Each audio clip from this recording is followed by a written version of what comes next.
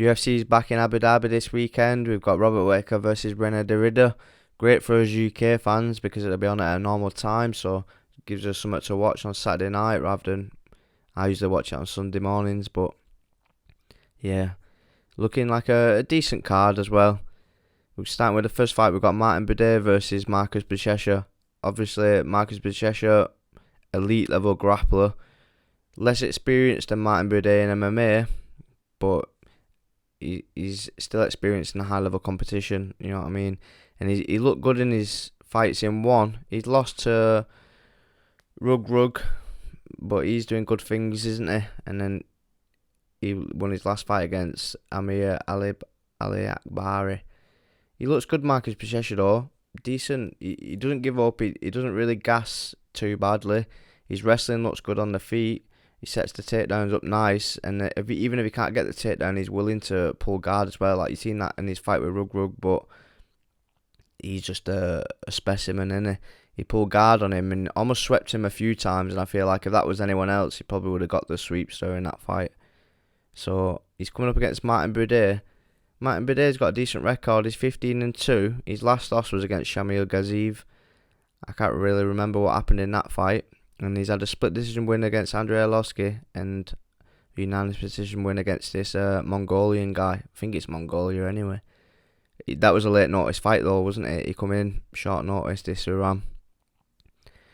And he's had a couple of wins before that against Jake Collier, who's not great, and Josh Parisian, who's not great either. And I was watching this fight before, this Jake Collier fight, and Jake Collier had success with him in that fight. And I feel like Marcus Buchecha would probably destroy Jake Collier, wouldn't he? I would say Marcus Buchecha is going to win this fight. I'm not going to go into too much detail on it because it's probably not worth betting on anyway, because I think he's like a 1-5 favourite. And Martin Buday has got the experience advantage in MMA, so I'll probably just leave that off. It's not worth putting on at 1-5, but yeah, I think Buchecha wins that one. Next fight, you've got Muhammad Yahya versus Stephen Nguyen, or however you pronounce it. Muhammad Yahya, he's not really UFC caliber, is he? He's probably in the UFC, like everyone's been saying, just because of where he's from, and he's fighting on these Abu Dhabi cards, and they want a local on there. He's coming up against Stephen Nguyen. I can't even pronounce it. He's not the greatest fighter, but he's got some wins on the Contender Series. Lost his debut against Jano Evans. You probably say Stephen's going to win this fight, but he's a massive favourite again, so it's not worth putting on anyway, so we won't go into it too much. Next fight, Ibo Aslan versus Billy Elikana. Now this is a more interesting fight. Ibo Aslan, he's 14-2, and he has got power, and he's got good stand-up, hasn't he? But if he doesn't, I don't know, he's very raw. He's very raw. He's not the most technical. He's kind of just throwing everything into every shot. Billy Elikana, he fought Bogdan Guskov in his first fight, who's going to fight on this card as well. We'll talk about him a bit later on in the UFC. He stepped in on late notice, I think, for this fight as well. And he did seem to... He had big success in the first round, got on Bogdan's back, was close to getting a few chokes, but I think Guskov's good, man. He did a good job defending. And then Billy Elikana looked like he just gassed, and he kind of gave up in the second round. That's my worry in this fight. Like, if that fight didn't finish the way it did, then I'd be more confident going with Billy Elikana here, because he does seem to be able to get the grappling going. And I feel like that is Ibo Aslan's weakness, as we saw in his last fight against Ian Kutalaba. So yeah, I am leaning towards Billy Elikana in this one, but I just don't know. Is he going to give up if the going gets tough? You know what I mean? And Ibo Aslan, he's been late, and he's finished a few fights in the third round as well, in the second round and stuff. So, and he's 14-2, and he avenged one of those losses against Anton Tukali with a knockout. I think he got finished by rear naked choke in that fight. So that's the thing in this one. I feel like Billy Elikana could get it done early, but if he doesn't get it done early, then does he start gassing out, and then Ibo Aslan will probably knock him out, won't he? So we'll have a look at the odds, but I'm not sure if I'll put that one on, to be honest. Next fight, we've got Amanda Ribas versus Tabitha Ricci. Who knows? We're going to skip that fight. Next fight, you got Damon Blackshear versus Davy Grant. Now, Davy Grant, he's my boy, you know what I mean? Consider him a friend. I used to train with him back in SBG Manchester when we was training there, and he's a legend, you know what I mean? Great guy. So, whatever I say about this fight, you've got to understand that I'm probably biased as well, so take that into consideration. He's a 2-1 underdog, Davy Grant, I think. And I fancy him in this fight against Damon Blackshear. Like, Damon Blackshear is good, don't get me wrong, and he's got good grappling. He couldn't get the sub against Alateng, and he got the Kimura finish against Cody Gibson. But I was watching that fight as well before. Cody Gibson was licking him up on the feet. And obviously the Chris Eubank impression. Lick him up. He was battering him on the feet, and then for some reason he just kept pushing for the takedown. I don't know what he was doing, because he battered him in the first round and then went for a takedown and ended up getting caught in like a ninja choke, and then finished the first round on bottom. Probably tired himself out a little bit. Still had some success on the feet in the second round, and then got finished by Kimura. But Davy Grant's not going to be pushing them on Blackshear and looking for the takedown, do you know what I mean? He's going to be looking to move around, making angles and cracking him with shots. And he's beat better strikers than Damon Blackshear recently as well. And the losses what Davy has had, split decision losses, what could have gone his way against Daniel Marcos, I thought he won that fight. And Adrian Yanez, I thought he won that fight as well.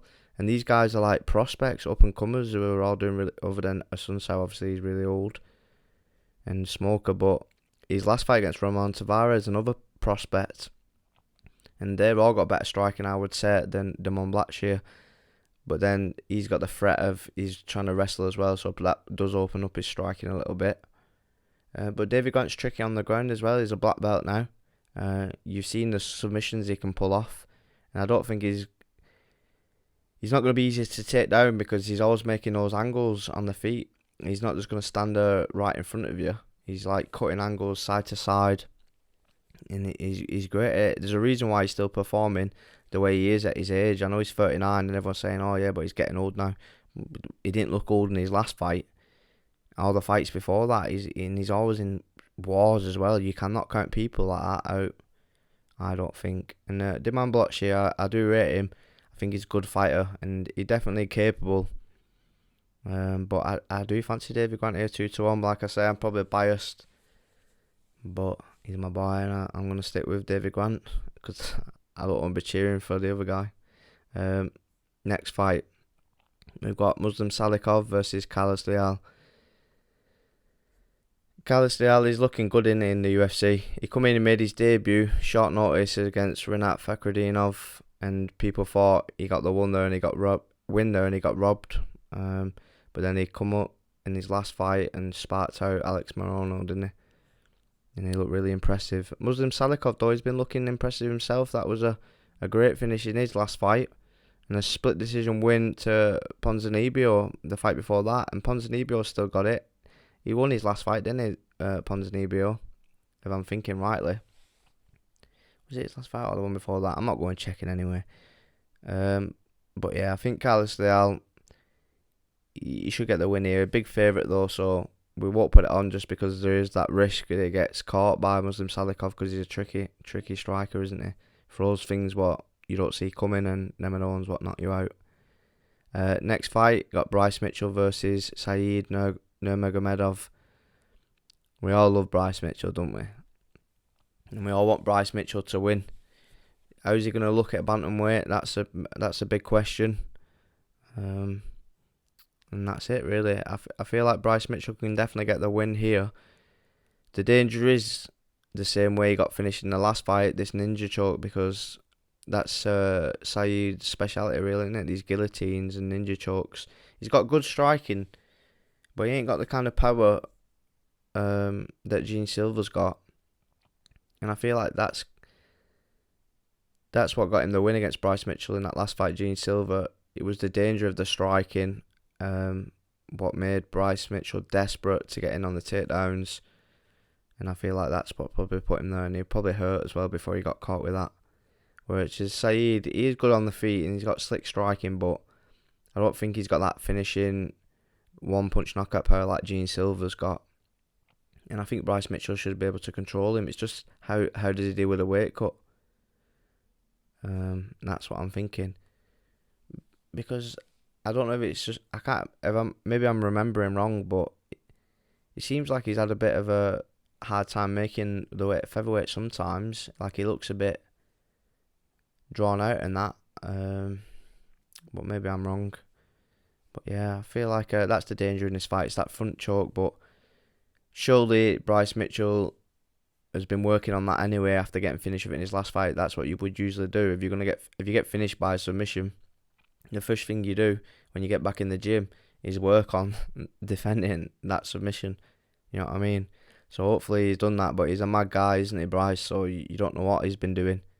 Probably like been wrestling goats and cows and that on his farm. So, but we love him, don't we? And I feel like he can get the win here. So another one, probably going with my heart. But I'm gonna say Bryce Mitchell gets that one done, and he's a underdog as well. I think oh no, he was an underdog, but now he's favourites on the betting sites.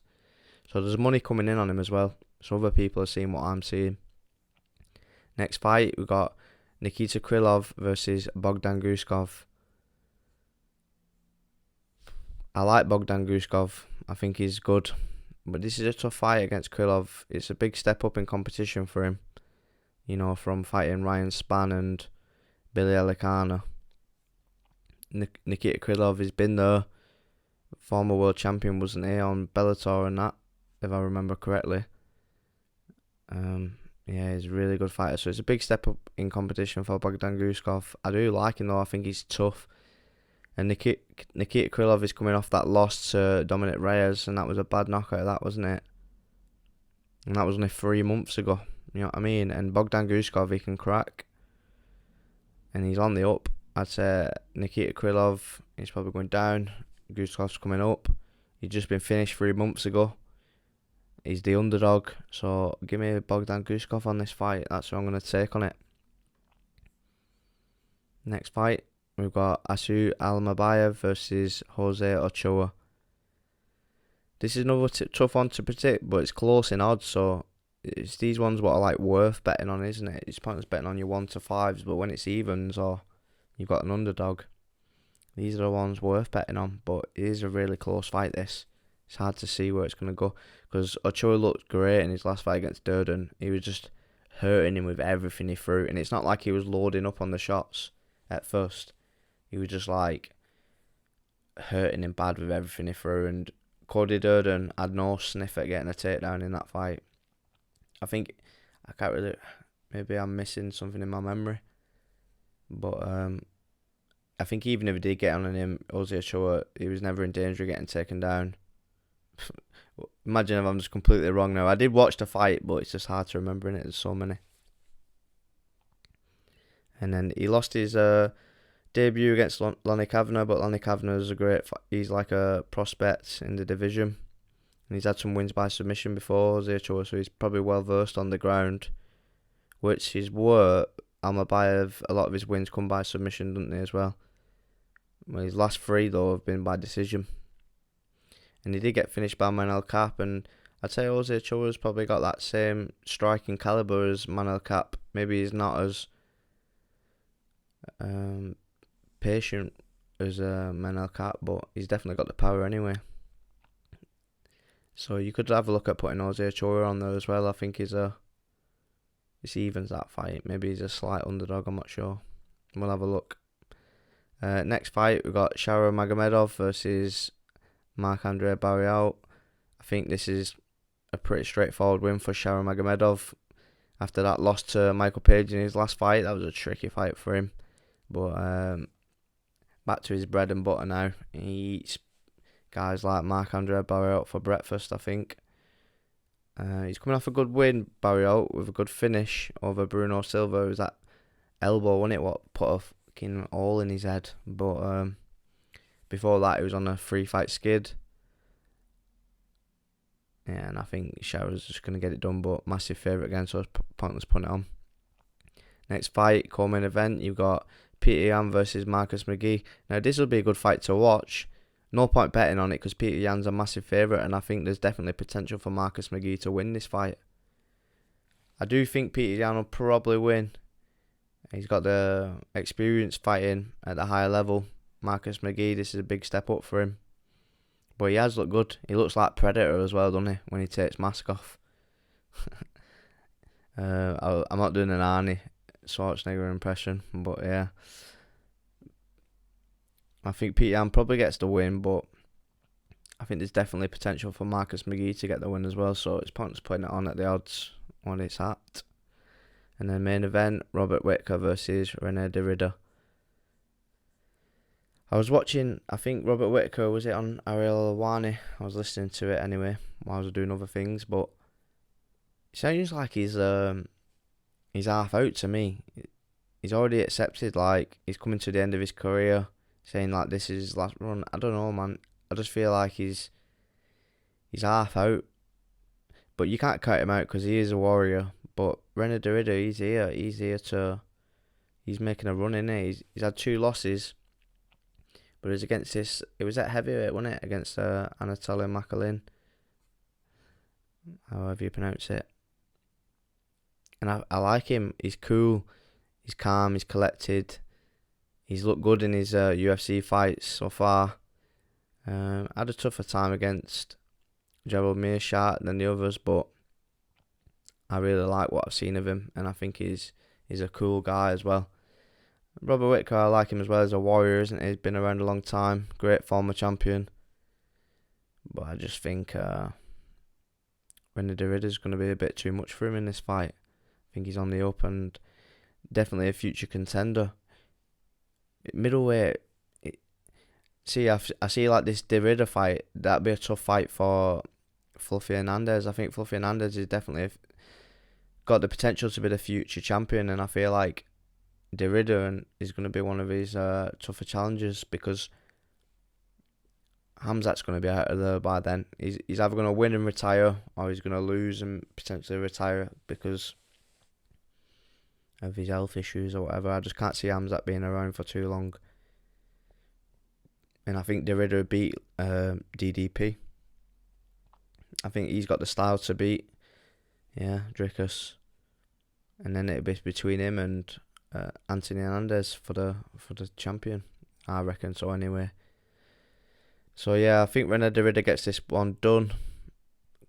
Robert Whittaker's definitely got potential, hasn't he? Don't cut him out, but I think I'm going to lean with Rene Derrida. Before we have a look at the odds, I should start looking at the Tapology predictions before, like, on each fight as well, but I didn't. So let's just scroll through and see what Tapology are saying. So yeah, 76% going with Bashesha. I agree with that. Nguyen, yeah, really agree with that. Aslan versus Alicana, I think he's got a better chance than 11% Alicana, but I feel like he has to get it done early, and it'll be by sub. Ricci versus Ribas.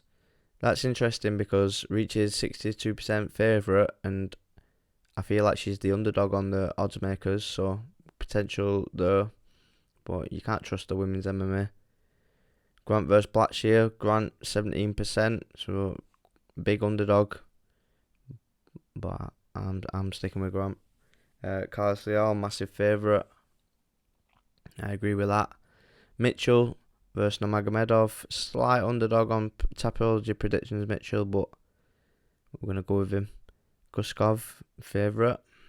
We'll go with Guskov. Almabaya versus Ochoa. See, not a massive underdog, Ochoa. 31%, that's pretty decent. We're going to say Ochoa. Magomedov. Yan.